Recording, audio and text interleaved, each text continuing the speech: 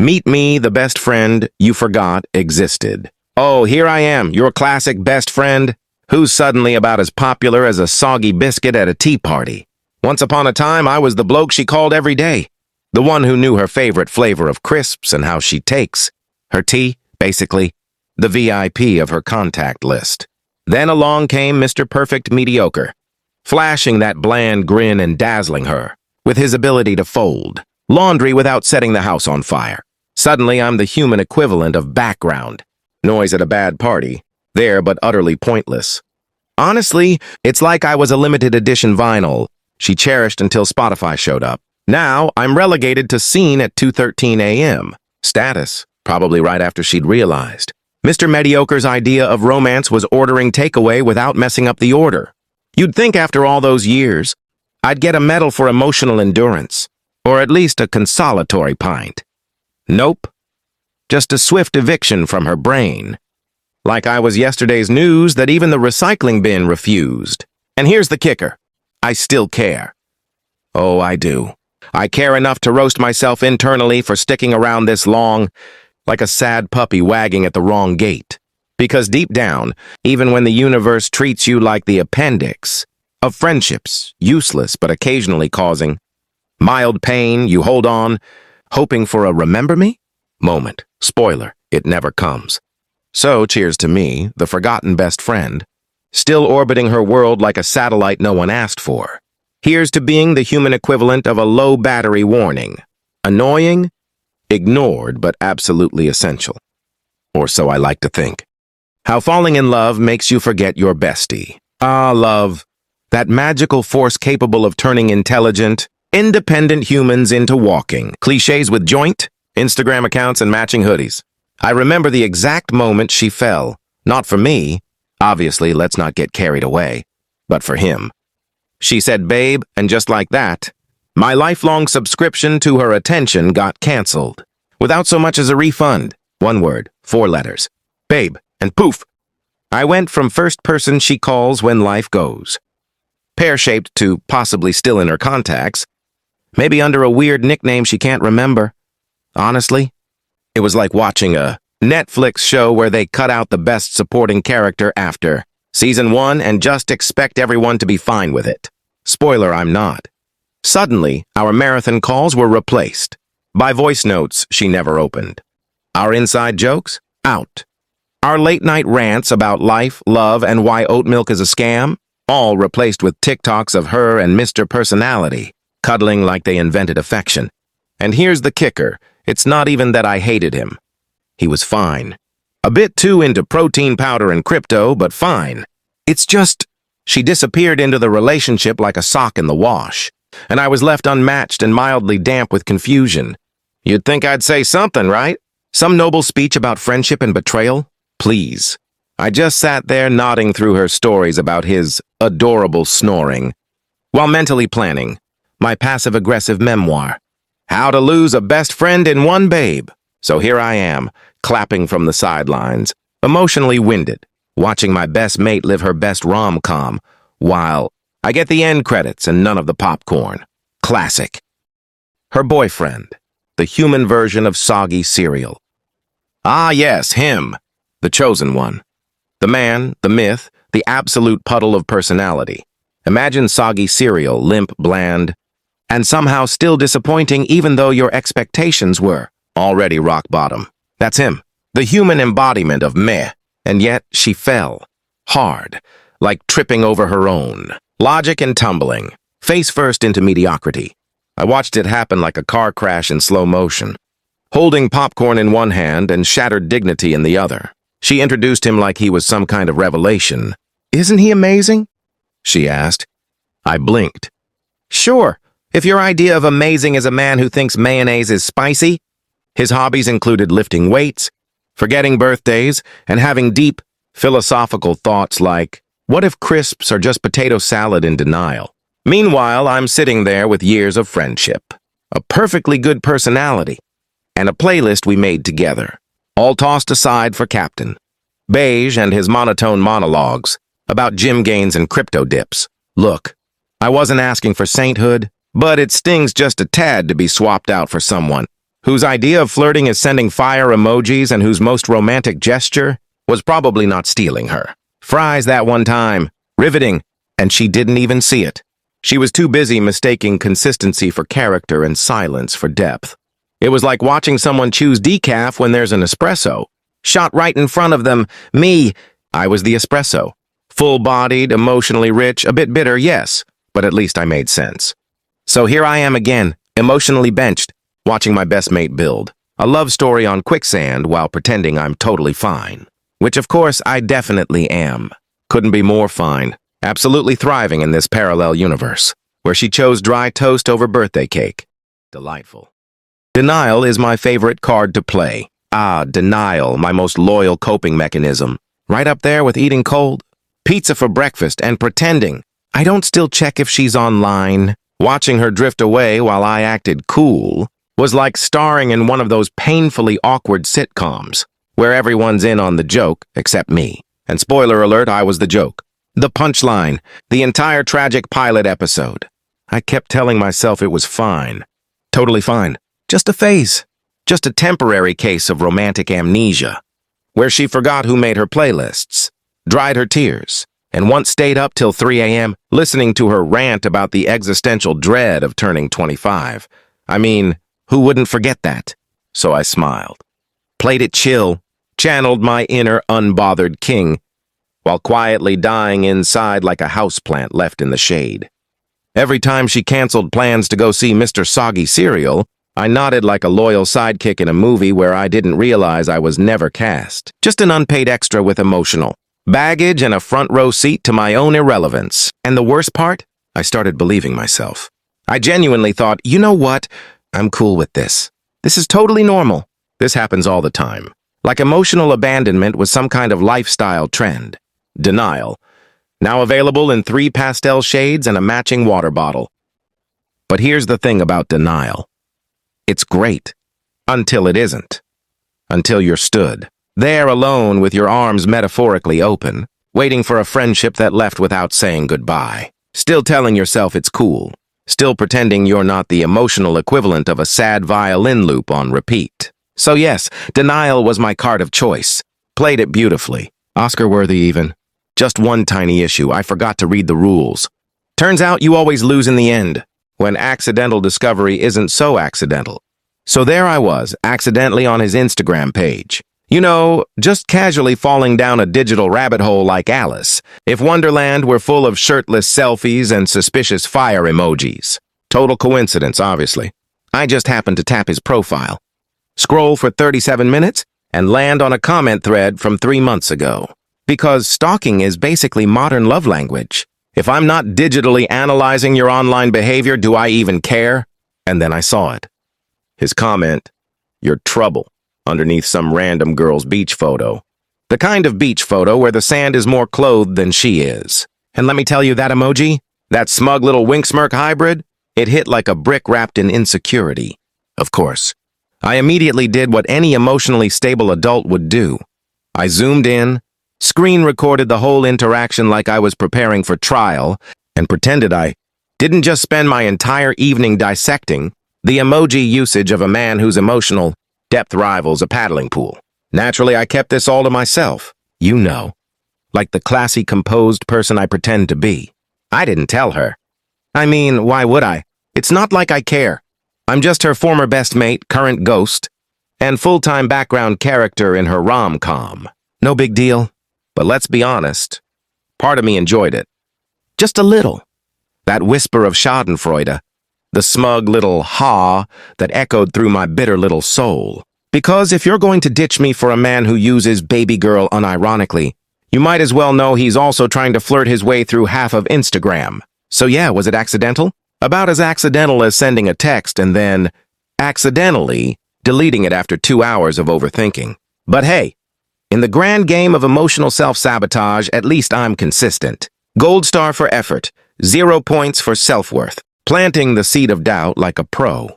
Now, I'm not saying I went full villain, but let's just say if emotional manipulation were an Olympic sport, I'd at least get a silver, maybe even gold depending on the judging panel. It all started innocently, of course, just a casual offhand, "Oh, that's funny. He liked her post too."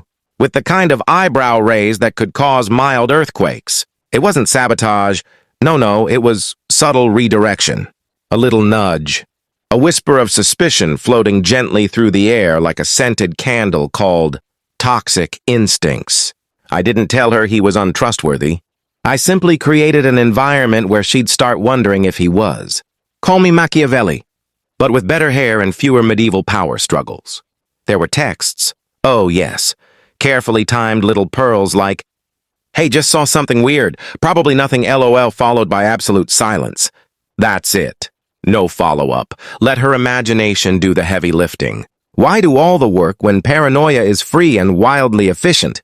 Was it morally ambiguous? Probably. Did I feel bad? Also probably. But in my defense, I'd been sidelined, ghosted, and emotionally benched, while Mr. Likes Too Many Bikini Posts strolled around like the king of loyalty. Someone had to restore balance to the universe. Might as well be me with my espresso-fueled schemes and crippling emotional instability. And you know what? It worked. Slowly, beautifully, cracks began to show. A few "where were you?" is a couple of "that's odd," all thanks to my delicate, passive-aggressive artistry. Like planting seeds of doubt in a pot of neglected trust. Gardening, but make it petty. I didn't break them up. Let's be clear. I just watered the doubt, with just enough sarcasm and restraint to stay off the villain list, but firmly on the "someone should check their phone history" radar. Call it immature. Call it petty. I call it closure. With a side of poetic justice and immaculate timing. Crafting fake evidence, more like artistic license. So there I was, heartbroken, petty, and dangerously unsupervised, with access to Canva, Photoshop, and a moral compass that had clearly left the chat.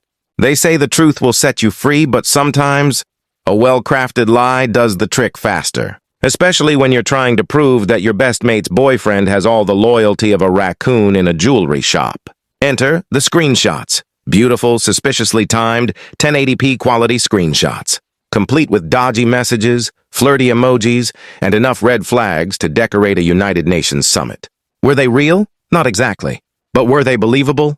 Oh, absolutely. It's not lying if it's emotionally accurate, right? I mean, the man was already acting sketchier than a Year 9 art project. I just added a little pizzazz. A few doctored messages here, a fake timestamp there. Who among us hasn't used a bit of artistic license in the name of justice?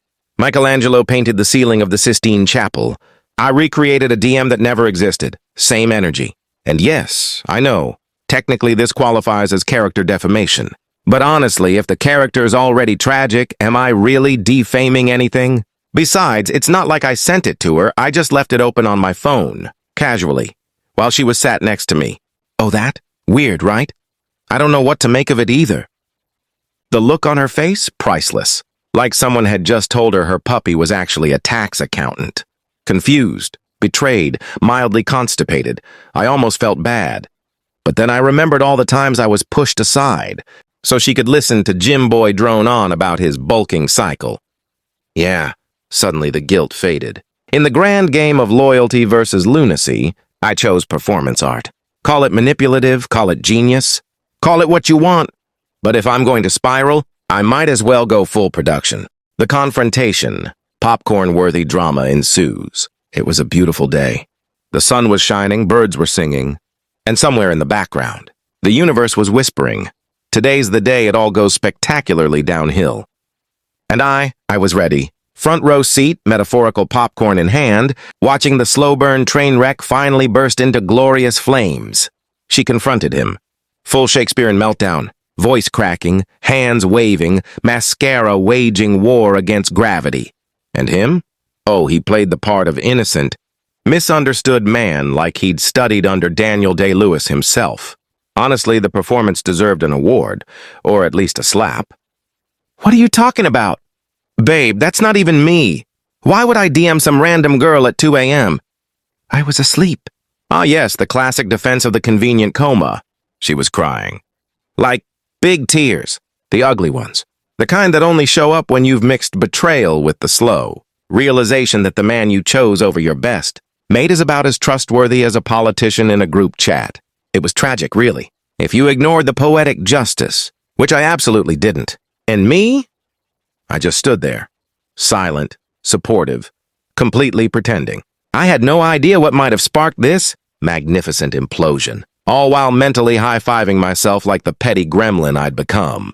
Because sometimes the moral high ground is overrated, and the emotional balcony seat is much more satisfying. Do I regret it? Meh. Let's just say karma needed a little push, and I provided it with a gentle, barely forged nudge. Was it messy? Oh, absolutely. But so is healing. And anyway, she needed to see the truth. I just happened to deliver it with all the subtlety of a flaming pigeon crashing through a window. In the end, nobody won. Except maybe me, because while their relationship lay in shambles, I walked away with closure, popcorn crumbs, and the smug satisfaction of someone who watched the plot unfold exactly as planned. Almost makes the betrayal worth it. Almost. The comeback, she turns back to me for comfort. Ah, yes, the grand return, TM. Like a badly written soap character assumed dead in season 2, she came back. Teary-eyed, mascara smudged, looking like she'd just survived an emotional blender. Which, to be fair, she kind of had. Spoiler alert, the dream guy turned out to be a recurring nightmare in discount cologne. She walked in, clutching a coffee like it was holy water, whispered a timid, "Can we talk?" And suddenly I was the therapist, the emotional support human, the one she should have listened to. Oh, really? Should have you? How fascinating. And there I was, sitting on my high horse, wearing my finest I told you so smirk. Not too smug, just enough to make it art. Because I'd warned her, hadn't I? Gave her the full PowerPoint presentation on why he's trash TM, with charts, graphs, and moral authority. But no, she needed to feel it herself. Apparently, emotional devastation is the only language some people understand. She told me I was right, that he was manipulative, dishonest, and emotionally constipated. I tried to act surprised. Really, I did. But my eyebrows were having none of it. One practically moonwalked up my forehead like, gasp! You don't say. Part of me wanted to scream. Where was this energy when I was being ghosted for gym? Selfies and protein shakes? But instead, I nodded solemnly like a wise monk, who definitely didn't spend months mentally rehearsing this exact scenario. And then came the worst part, sympathy. Genuine, inconvenient sympathy. Because as much as I wanted to bask in my moral victory, seeing her like that, gutted, broken, mascara bleeding like a Tim Burton character, made something inside me soften. Against all better judgment, I actually felt bad for her. Emotional whiplash is a hell of a drug. So I made tea, because we're British and emotionally repressed. And that's how we process trauma, with hot beverages and quiet disappointment. In that moment, we weren't ex-best friends or emotional collateral from a failed love story. We were just two idiots trying to stitch together the mess with sarcasm, caffeine, and a mutual hatred of her ex. Beautiful, really. The bitter truth. I didn't ruin it, I just exposed it. Let's get one thing painfully clear, I didn't ruin anything. I simply sped up the expiration date on a relationship that was already wobbling like a three-legged chair at a drunk aunt's wedding. Honestly, if they were solid, my tiny, harmless revelations wouldn't have caused a collapse. But hey, gravity only works if the structure's already crumbling, right? People love to act like I lit the match. No, darling. I just pointed out the petrol leaking across the floor and maybe flicked the lighter once or twice. What can I say? I'm a visual learner. Did I interfere? Yes. With tact, precision, and the passive-aggressive flair of a saint who's just had enough. But let's not pretend this wasn't going to end in flames anyway. I just made sure we didn't all die waiting around in the smoke. And truthfully, she deserved to know. She deserved better than a man who thought deleting texts counted as loyalty, and who believed "trust me" was an acceptable response to hard evidence. If that makes me the villain in their tragic little rom-com, so be it. I've got the cape and everything. Besides, let's not pretend I enjoyed it. Okay, maybe a bit. There was a certain poetic satisfaction in watching the tower fall while I stood at a safe distance, sipping tea like a chaotic Gandalf. But I wasn't trying to destroy, I was trying to liberate. With drama and screenshots and a faint lingering sense of, oops, do I feel guilty? Occasionally. In that fleeting, 2 a.m. kind of way where you wonder if you were technically the bad guy. Then remember all the times you were sidelined, ignored, and replaced by a guy who thinks emotional depth is when the Wi-Fi cuts out. So no, I didn't ruin it. I revealed it, peeled back the curtain, handed her the receipts, and watched the fantasy dissolve like an influencer's career post-scandal. Because sometimes the truth hurts, but other times, it's just gloriously inconvenient and exactly what needed to happen. Life's messy. Relationships are messier. And if you're going to be collateral damage in someone else's drama, you might as well narrate it like a tragicomic masterpiece.